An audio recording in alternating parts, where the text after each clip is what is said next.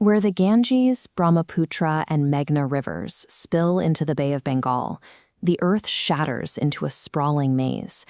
Spanning over 10,000 square kilometers, the Sundarbans is the largest mangrove forest on the planet, an endless, shifting network of mudflats and tidal streams. It's an environment so relentlessly amphibious that resident wildlife has adapted to survive in both domains. Here, apex predators like the Bengal tiger actively swim from island to island, navigating the dense tree trunks and tangled roots to hunt their prey. This is a volatile collision zone, where the raw power of the river system meets the immense force of the ocean. But for the people living inland, this chaotic wilderness performs a highly specific mechanical function.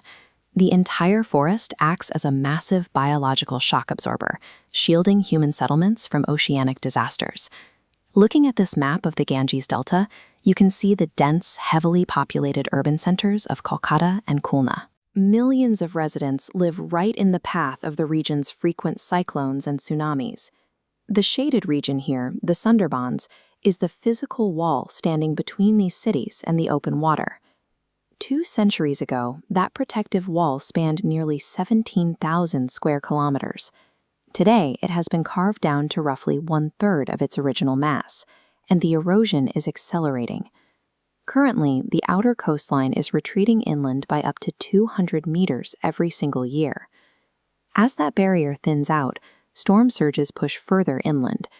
If the forest collapses, millions of people will lose their only physical defense against the sea. To understand how the forest stops those storms, we have to look at the mechanics of the mangroves themselves.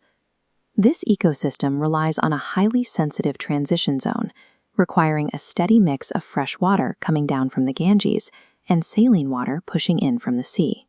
Because the coastal mud is stripped of oxygen, these trees developed a unique botanical adaptation. They grow upward.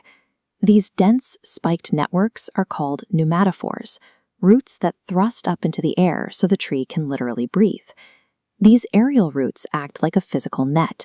They trap loose sediment floating in the tides, slowly compacting it into new land and stabilizing the coastal sand dunes. When a cyclone hits, it's this vast matrix of roots and hardened soil that absorbs the kinetic force of the water.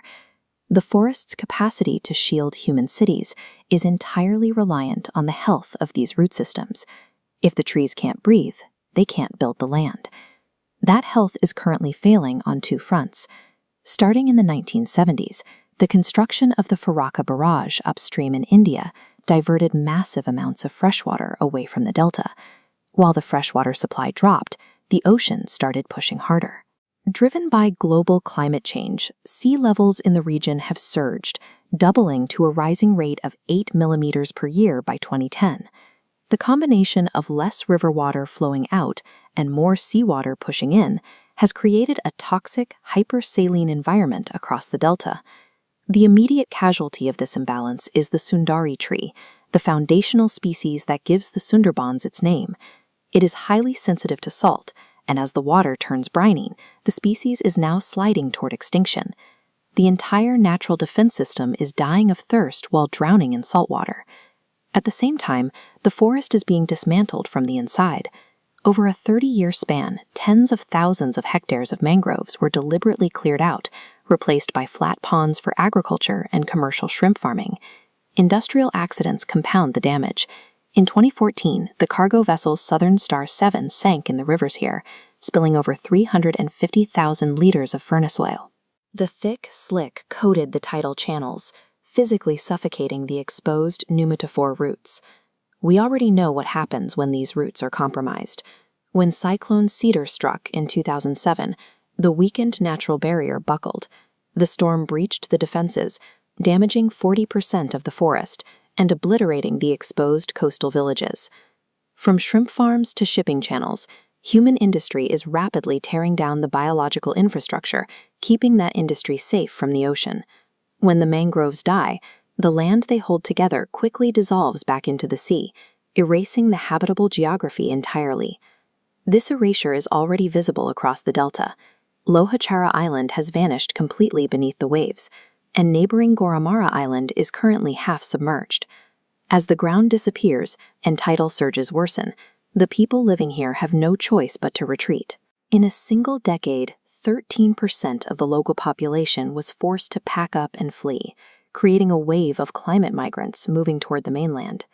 Securing this region requires immediate, aggressive mangrove restoration to reinforce the coastline, alongside managed human retreat programs to pull populations away from the expanding danger zones.